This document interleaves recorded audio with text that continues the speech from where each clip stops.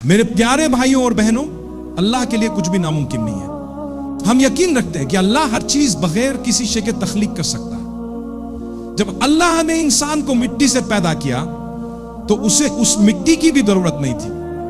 وہ چاہتا تو ہمیں کسی اور چیز سے یا بالکل کسی چیز کے بغیر بھی پیدا کر سکتا۔ حقیقت میں اللہ جب کچھ بنانا چاہتا ہے تو صرف وہ جا کہتا ہے اور وہ چیز ہو جاتی ہے۔ اللہ کی ذات عظیم ہے اور اس کی قدرت لامحدود ہے۔ ہر چیز اور ہر ایک کا مالک اللہ ہی ہے اور ہر چیز اسی کی طرف لوٹنے والی، وہی تمہارا اور میرا رب ہے۔ لوگ کہتے ہیں کہ ہم خالق پر یقین نہیں رکھتے، ہم یہ نہیں مانتے کہ کوئی معبود ہے، کوئی اعلیٰ معبود۔ ہم یہاں محض اتفاقاً موجود ہیں۔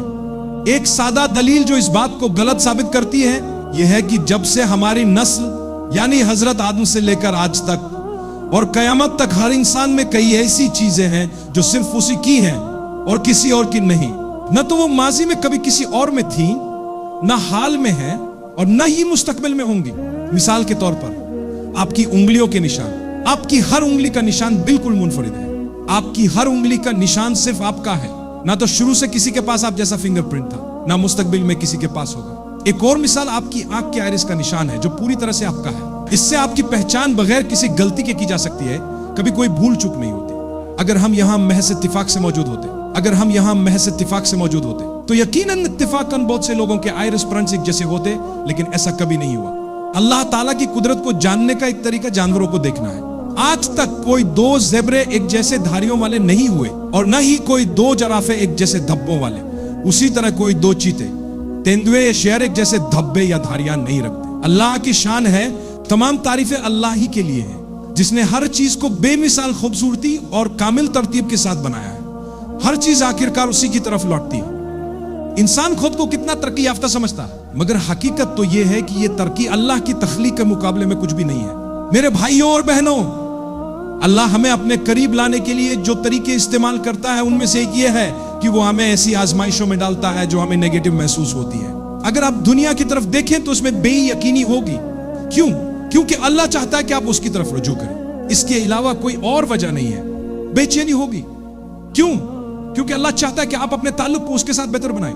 جب آپ کو اپنے کاروبار میں پریشانی ہوتی ہے، بے چینی ہوتی ہے یا بڑا نقصان ہوتا ہے یا کچھ پوری طرح سے تباہ ہو جاتا ہے، تو ایک مومن کے لیے اس کا صرف ایک ہی مقصد ہوتا ہے کہ اللہ چاہتا ہے کہ آپ اس کے قریب آئیں، اور اگر آپ ان میں سے کسی بھی چیز یا کسی بھی نیگیٹو صورتحال کی وجہ سے اللہ کے قریب آ گئے تو وہ یہ اللہ کی نعمت تھی، یہ اللہ کی رحمت تھی، یہ اللہ کا انعام تھا۔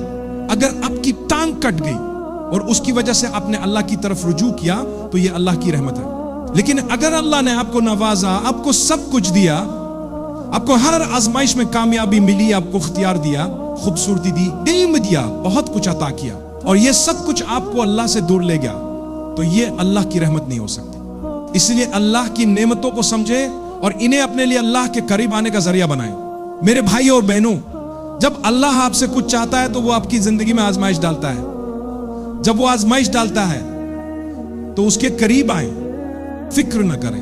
اب پہلے شخص نہیں ہے جو بیمار ہے، اب پہلے شخص نہیں ہے جو تکلیف میں ہے، اب پہلے شخص نہیں ہے جنہیں وہ نقصان ہوا ہے جو آپ کو ہوا۔ نہیں، آپ سے پہلے لاکھوں لوگ تھے اور آپ کے بعد بھی لاکھوں ہوں گے، لیکن آپ اللہ کے لیے خاص ہیں۔ وہ آپ سے محبت کرتا ہے، وہ چاہتا ہے کہ آپ اس کی طرف آئیں۔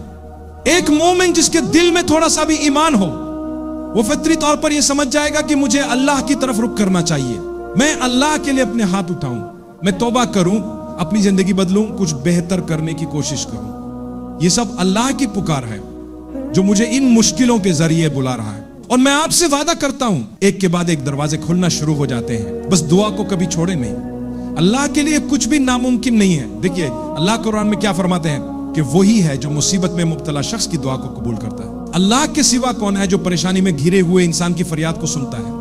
میں نے ایسے لوگوں کو دیکھا ہے جنہیں ڈاکٹروں نے کچھ عرصے کی زندگی دی تھی، لیکن 6 سال بعد بھی وہ زندہ اور صحت مند ہے۔ یہ سب کیوں ہوا؟ کیونکہ اللہ کے سوا کوئی مدد نہیں کر سکتا۔ جب ہم بالکل بے بس ہو کر اللہ سے دعا کرتے ہیں، کہتے ہیں کہ اے اللہ، تیرے سوا کوئی نہیں جو میری مدد کر سکے، نہ میں خود کچھ کر سکتا ہوں اور نہ دنیا کی کوئی طاقت، تو اللہ فرماتا ہے کہ میں سنتا ہوں اور فوراً جواب دیتا ہوں۔ اللہ فرماتے ہیں کیا اللہ کے سوا کوئی اور معبود ہے؟ نہیں، صرف اللہ ہی ہے۔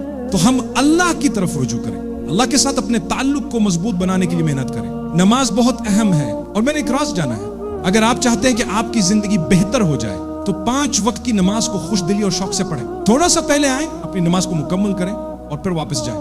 یہی نماز آپ کی مدد کرے گی کہ آپ حرام سے دور رہیں گے. یہ آپ کی نیکیوں میں اضافہ کرے گی اور آپ کے خاندان میں اور برکت میں اضافہ کرے گی.